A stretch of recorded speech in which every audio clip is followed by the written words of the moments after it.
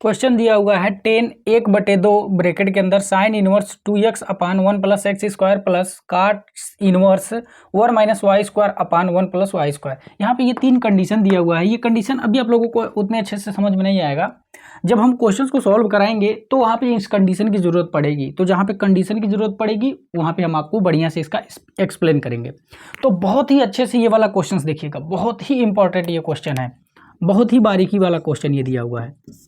तो यहाँ पे 10 1/2, फिर यहाँ पे है sine inverse 2x upon 1 plus x square, फिर plus cos inverse 1 minus y square बटे 1 प्लस वाई स्क्वायर।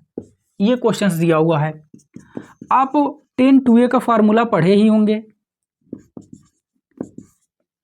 ठीक। तो 10 2a का फार्मूला, लेकिन यहाँ पे हम लोग इनवर्स वाला पढ़ रहे हैं ना, तो यहाँ पे 10 2a का फार्मूला है 2 tan इनवर्स x का फार्मूला हम लोगों को पता होना चाहिए। तो 2 tan इनवर्स x का, तो 2 tan इनवर्स x के बहुत सारे फार्मूले होते हैं, लेकिन यहाँ पे जो हमको ज़रूरत है हम उसकी चर्चा कर लेते हैं। तो एक होता है sine inverse 2x upon 1 plus x square, ये साइन के पदों में होता है 2 tan इनवर्स x का फार्मूला, और एक कास के पदों में होता है, तो ये होता है cos inverse 1 minus x square upon 1 plus x square. तो अगर 2 tan इनवर्स x का फार्मूला साइन के टर्म में पूछा जाएगा तो ये होता है, और अगर कास के टर्म में पूछा जाएगा तो ये होता है। इसी फार्मूले का प्रयोग यहाँ पे हुआ है। अब यहाँ पे देखने से स्पष्ट हो रहा है, इससे और इससे कंपेयर करिए तो ये क्या लिखा हुआ है, ये 2 tan इनवर्स x ही तो लिखा हुआ है, तो इसके जगह पर हम लिख सकते हैं 2 tan इनवर्स x, फिर प्लस अगर इससे कंपेयर किया जाए तो ये भी तो क्या है, ये भी तो 2 tan इनवर्स x ही है, लेकिन यहाँ पे एंगल y दिया है तो यहाँ पे हो जाएगा 2 tan इनवर्स y। अब इन दोनों में से 2 कॉमन कर लेंगे, जब 2 कॉमन कर लेंगे तो ये नीचे वाला 2 कट जाएगा, तो यहाँ पे 10 बचेगा, और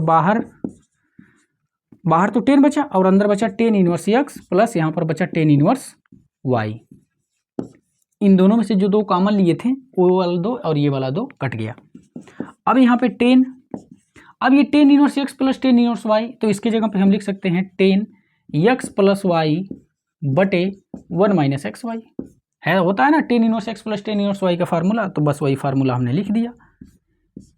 अब यहाँ पे है अंदर है, यहाँ पे इनवर्स, अब यहाँ पे 10 है और यहाँ पे है tan इनवर्स, तो जब यहाँ पे 10 और यहाँ पे tan इनवर्स है तो ये तो दोनों खत्म हो जाएंगे, और जब ये दोनों खत्म हो जाएंगे तो केवल बचेगा क्या, x प्लस वाई बटे 1 माइनस एक्स वाई। यही हो जाएगा फाइनली आंसर। लेकिन आंसर आने से पहले थोड़ा सा हम लोग कंडीशन के बारे में देख लेते हैं।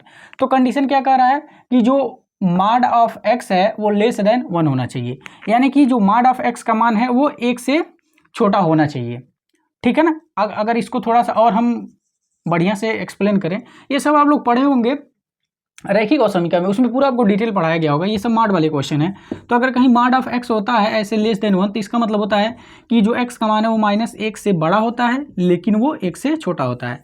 तो ये बेसिकली ऐसा लिखा हुआ लेकिन उसका मान ये हुआ, मतलब ये हुआ। तो यहाँ पे बेसिकली वही चीज़ है कि जो x का मान हो ना वो -1 से और +1 के बीच में ही होना चाहिए।